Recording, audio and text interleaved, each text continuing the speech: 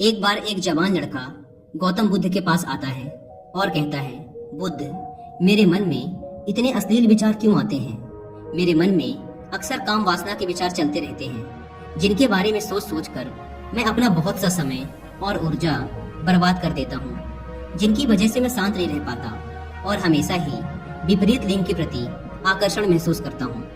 बुद्ध ने मुस्कुराते हुए कहा, क्या तुम्हें पता है कि काम वासना होती क्या है? लड़के ने कहा, बुद्ध, मुझे ये तो नहीं पता कि काम वासना का मतलब क्या है, लेकिन ये जो कुछ भी है बहुत बुरी है। बुद्ध ने कहा, सबसे पहले तो तुम ये समझो कि प्राकृतिक रूप से जो भी हमारे अंदर है वो बुरा नहीं है। हमारे जीवन में उसकी कुछ न कुछ जरूरतें हैं। वासना एक प्रकार की भावना है जो हमें किसी न किसी चीज की कमी का एहसास दिलवाती है। फिर हम उस कमी की पूर्ति के लिए उस चीज की तरफ आकर्षित होना शुरू कर देते हैं। जैसे अगर किसी के पास धन की कमी है तो उसके अंदर धन के प्रति आकर्षण यानी धन की वासना उत्पन्न हो जाएगी। तो वासना कुछ और नहीं बल्कि एक प्रकार की कमी, एक प्रकार की जरूरत का एहसास है। और जब ये जरूरत शारीरिक हो तो हम इसे काम वासना कह देते हैं। लड़के ने कहा, बुद्ध, ये तो समझ में आ गया कि काम वासना का मतलब क्या है, लेकिन ये हमारे अंदर आती कहाँ से है? ये उत्पन्न कैसे होती है? बुद्ध ने कहा, काम वासना कहीं से आती नहीं बल्कि ये प्राकृतिक रूप से हमारे अंदर ही मौजूद है और इसका होना जरूरी भी है, क्योंकि यही मानव जाति के विस्तार का आधार है। लड़के ने कहा, बुद्ध, जब काम वासना प्राकृतिक रूप से हमारे अंदर मौजूद है तब फिर लोग काम वासना को गलत क्यों बोलते हैं? बुद्ध ने कहा, ये एक बहुत बड़ी समस्या है कि लोगों ने काम वासना को गलत नजरिए से देखना शुरू कर दिया है, इसे दबाने की कोशिश करना शुरू कर दिया है। काम वासना का होना गलत नहीं है बल्कि काम वासना का बेलगाम होना गलत है। केवल उसी के बारे में हमेशा सोचना, केवल उसी के लिए जीना, केवल उसी को अपने जीवन का लक्ष्य बना लेना गलत है। बुद्ध ने उस लड़के से पूछा, तुम्हें क्या लगता है, क्या जानवरों में भी काम वासना होती है? लड़के ने कहा, हाँ बुद्ध, जरूर होती है, क्योंकि आखिर जानवरों को भी तो अपनी पीढ़ी आगे बढ़ानी है। बुद्ध ने कहा, फिर हम जानवरों की काम वासना को गलत क्यों नहीं कहते? लड़के ने कहा, पता नहीं बुद्ध, आप ही बताएं।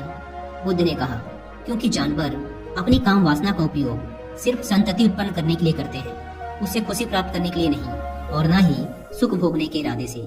क्योंकि जानवरों को प्रकृति ने इतनी सोचने समझने की क्षमता नहीं दी कि वो अपनी काम वासना को अपने क्षणिक सुख का आधार बना सके, जबकि हम इंसान अपनी सोचने समझने की क्षमता का उपयोग करके प्रकृति में पाई जाने वाली हर चीज का अपने सुख और आनंद के लिए उपयोग करने का प्रयास करते हैं। हम इंसानों ने काम वासना के साथ भी यही किया है, इसे अपने आनंद और भोग का आधार बना लिया है।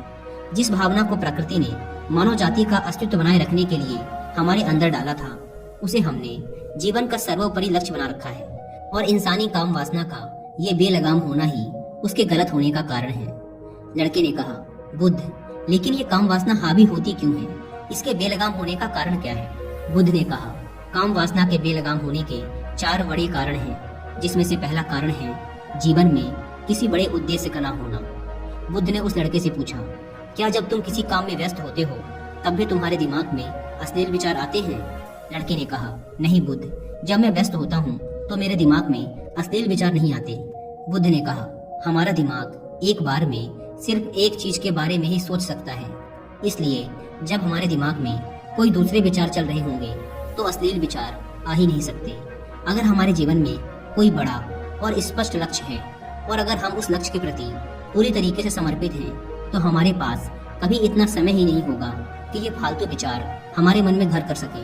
और अगर ऐसे विचार उठते भी हैं तो हमारे मजबूत लक्ष्य के विचार इन्हें आसानी से हमारे मन से विस्थापित कर देंगे।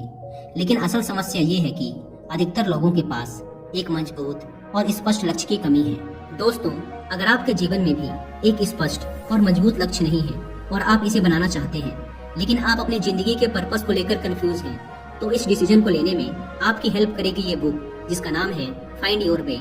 अगर आपके पास इस बुक को पढ़ने का टाइम नहीं है तो आप हिंदी में इस बुक की बुक समरी भी सुन सकते हैं कुक्कू एफएम ऐप पर।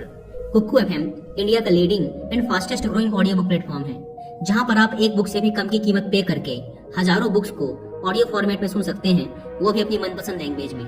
नॉर्मली इसके 1 साल का सब्सक्रिप्शन पड़ता है 399 रुपीज का, लेकिन इस समय कुक्कू एफएम पर अप्रैल एंड सेल चल रही है, इसलिए आपको इसके 1 साल का सब्सक्रिप्शन पड़ेगा सिर्फ 199 रुपीज में, अगर आप यूज करते हैं कूपन कोड अप्रैल 50।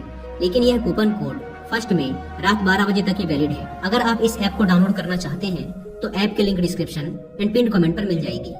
बुद्ध ने कहा, काम वासना के बेलगाम होने का दूसरा कारण है समाज के द्वारा इसे गलत बताकर दबाए जाने की कोशिश करना। लोगों के एक बड़े तबके ने कामुकता को हमेशा ही सबकी नजर से देखा है और इसका सबसे बड़ा कारण है कि हमने अपने यौन अंगों को शरीर के बाकी अंगों की तरह स्वीकार नहीं किया, जबकि हमारे यौन अंग भी हमारे बाकी अंगों जैसे हाथ, पैर, मुंह आदि के समान ही बस एक अंग है जो अपना काम करते हैं, जिसके लिए प्रकृति ने उन्हें बनाया है। लेकिन हमने इन प्रजनन अंगों को कुछ ज्यादा ही रहस्यमय बना दिया है और जब कोई चीज रहस्यमय बन जाती है तो उसके प्रति लोगों की एक अलग ही रुचि जागृत हो जाती है, जिसकी वजह से लोग जाने अनजाने में काम वासना के प्रति आकर्षण महसूस करते हैं। बुद्ध ने आगे कहा, जब किसी विचार को दबाने का, उसका दमन करने का प्रयास किया जाता है तब वह विचार और मजबूती के साथ उभर कर आता है और यही काम वासना के विचारों के साथ भी किया जा रहा है। बुद्ध ने कहा, अगर मैं तुमसे कहूँ कि आम के बारे में मत सोचना